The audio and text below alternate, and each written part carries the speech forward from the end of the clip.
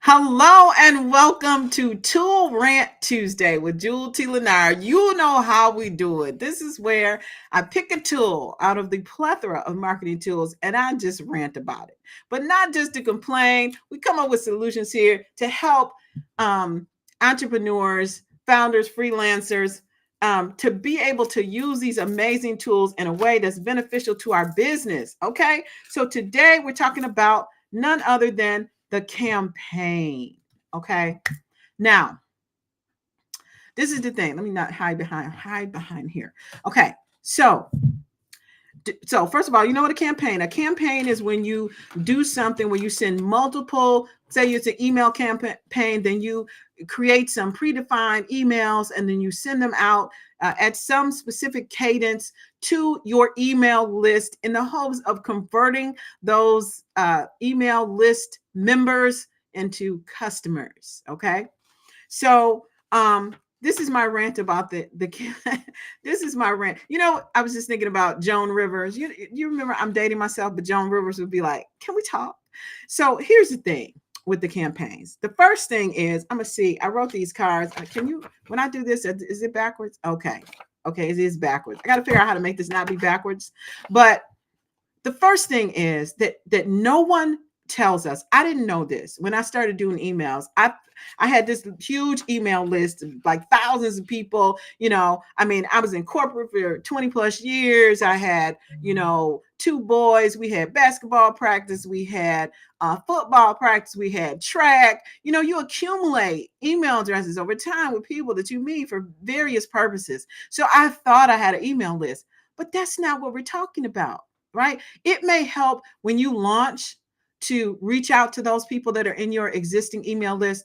But the reality is that depending on your ideal customer profile, would you know, if you listen to me, you know I'm just going to be all over this ICP, ICP, ICP, ICP. You're probably sick of hearing it. But unless the people that are in your email list are qualified, so we need a qualified email list, then it's not really anything that you can use as an effective tool for your business. When we have a campaign, this is what I did not know, okay, that the purpose of the campaign is you need to have in your business these tools, these marketing techniques that are measurable, because when you do them, you need to be able to measure so you can see what you need to tweak and how you can get a better result. If you have a lot of disparate tools, you've got email, you've got websites, you've got SMS text, you've got funnels, you've got all these different things, but you don't have them in a consistent structure so that you can measure for an outcome, then what's the point of a campaign? So I didn't know the importance of this, right? And so the reason why it's important to have a qualified list is because that's the only way you can tell, or have a reasonable way. We can never tell 100%, but have a reasonable way to estimate whether or not your messaging is effective. And if you have your assets, let's call them your assets, organized in a linear fashion, in a way that you can kind of see, kind of like your engine, see where the leads fall off.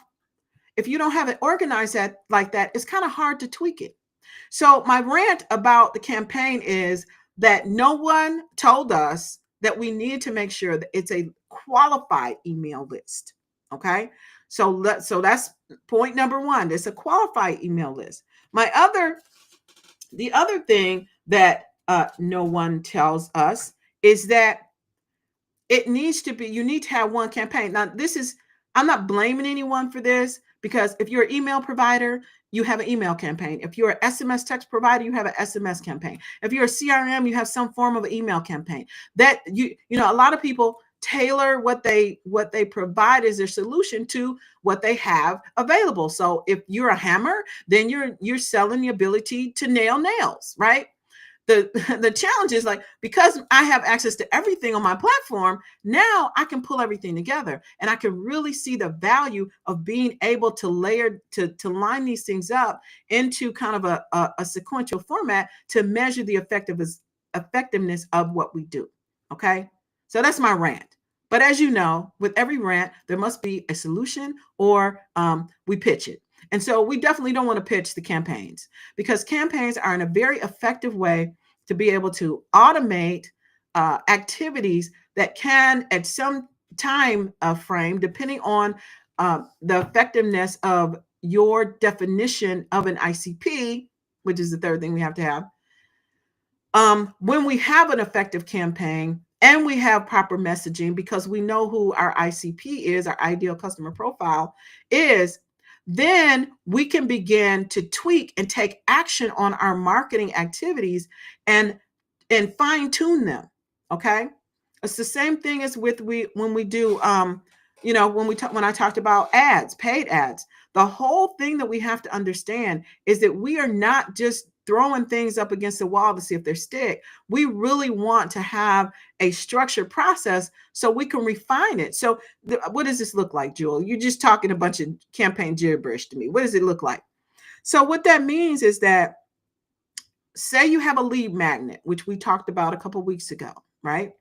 And you have paid ads, which we also talked about on Rant Tuesday, because I got to rant about everything. I've been living through it. Then you can take your lead magnet, and you drive traffic to your lead magnet. The way you may drive traffic is through paid advertising or through word of mouth, or however you do it.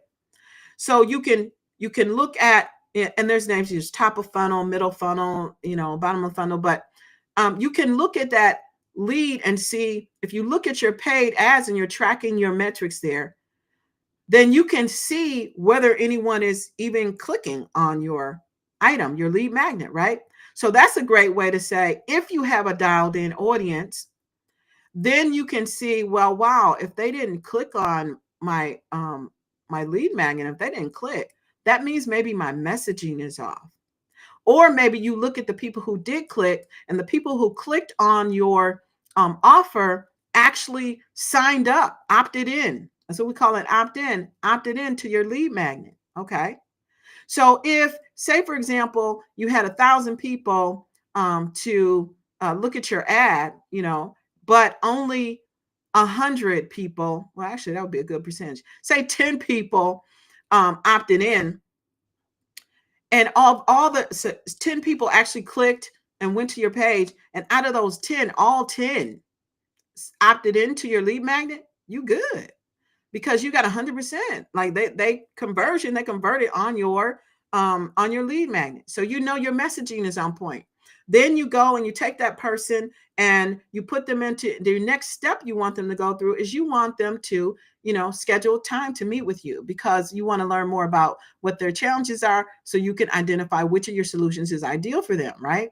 So if out of those 10 people, 0 opt in to your next item, now you can say, oh, well, wait a minute, I got 0 people that opted in for this schedule. Maybe this is not the right next step.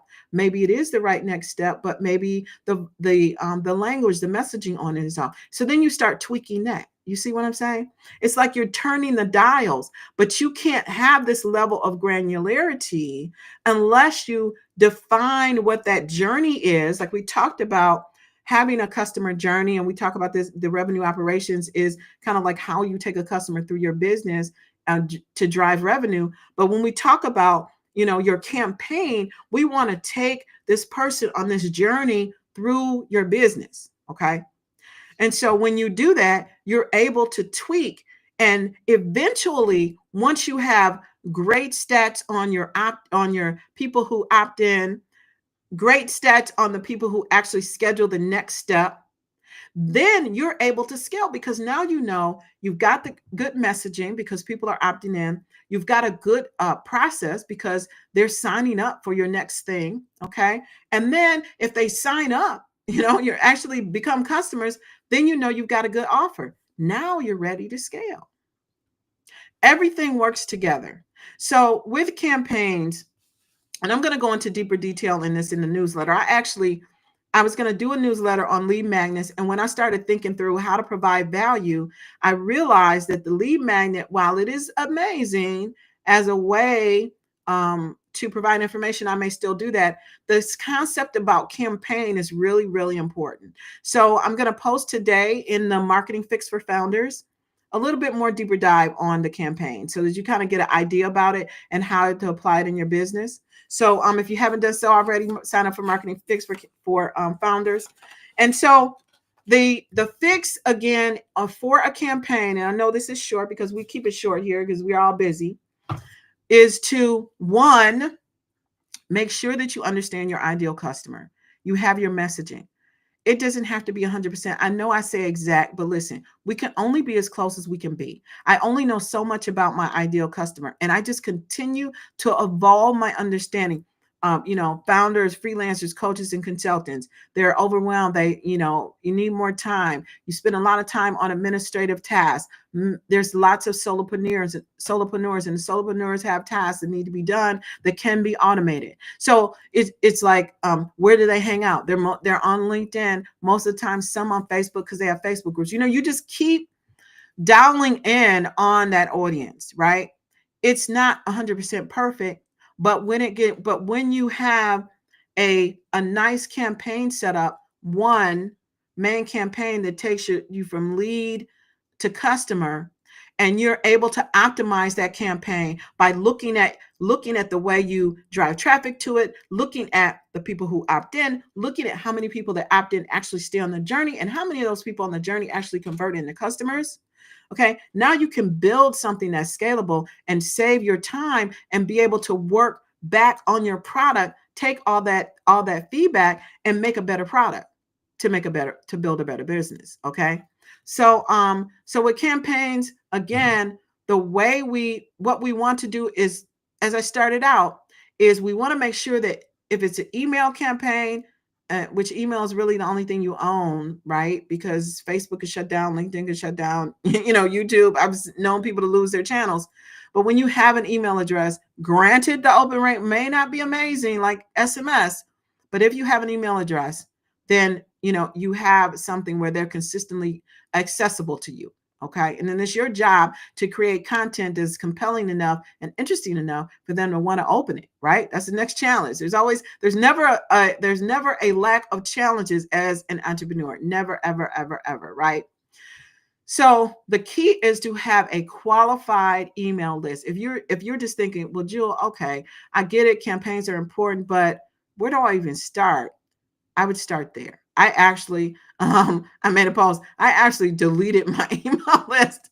That may not have been the most rational thing to do, but when you look at the numbers and you're like, wait a minute. And that could be me, except, so let me just qualify that my email list was over like years and years and years. And I've had some communication about different things. And so anyone who had not engaged with me on email over a certain period of time, I just deleted them. I'm just starting over. And the reason why that's important is because, one, you want to protect your domain reputation. So you don't want to be sending email messages to people who aren't opening them and people who aren't reading them. Okay. So we want to do that. But secondly, when it comes to measuring the effectiveness of campaigns and different emails and things that you send out to grow your business and raise awareness about your business, in order to have, you want to have like a solid foundation, and a solid foundation is a qualified email list. And what does that mean? That means it's an email list where somebody's on the list, A, because they want to be, B, because the way you know they want it to be is they signed up for something, they responded to one of your emails, they posed a question, they invited you to something, they're actively engaged in what you're doing. That's a qualified email list. And actually better than that is an opt-in. Like if these people were people who actually opted in, but you don't have to distinguish your list that much. You can just use list segmentation to identify, here are the people who opted in, here are the people who are vendors, here are the other people. And I actually put together a data management classification because I'm nerdy like that. So if you're looking for how to organize your CRM, then just go ahead and if you will just message me CRM, I'll send you my data management classifications. That was a hurdle I had to pass. But so if you can segment your list and say, these are all the people that opted in. That list of people is your qualified email list. That's the list you want to grow. That's the list that's going to be a moneymaker, because that is a list that already supports you. They know who you are. They raised their hand. They trusted you enough to raise their hand and engage with your lead magnets or your products. They're your customers. These are the people who are engaged with you. That list is a very, very important list. So to wrap this up real quick, as we're talking about campaigns, the thing that we want to make sure that we do is, one, we want to make sure that we have a qualified list. Two, we want to make sure that we have one campaign, that we identify one path for people to go through and be exposed to our business, whatever that path is. And three, we want to make absolutely certain that the messaging is on point to the best of our ability in the moment to be able to make sure we're speaking to the right people. So with that, if you are wanting to learn more about campaigns and the tools that are used for campaigns and how to effectively create a campaign for your business, I invite you to definitely sign up for the Marketing Fix for Founders newsletter on LinkedIn, Marketing Fix for Founders newsletter on LinkedIn. I will post the link below this this post.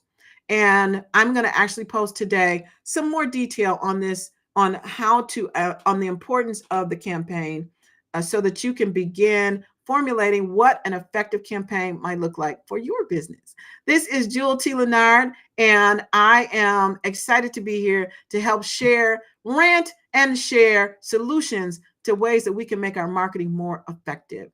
If you are interested in learning more, again, go ahead and sign up for the Marketing for Founders newsletter on LinkedIn. And I'll talk to you next week on Tool Rant Tuesday. Bye for now.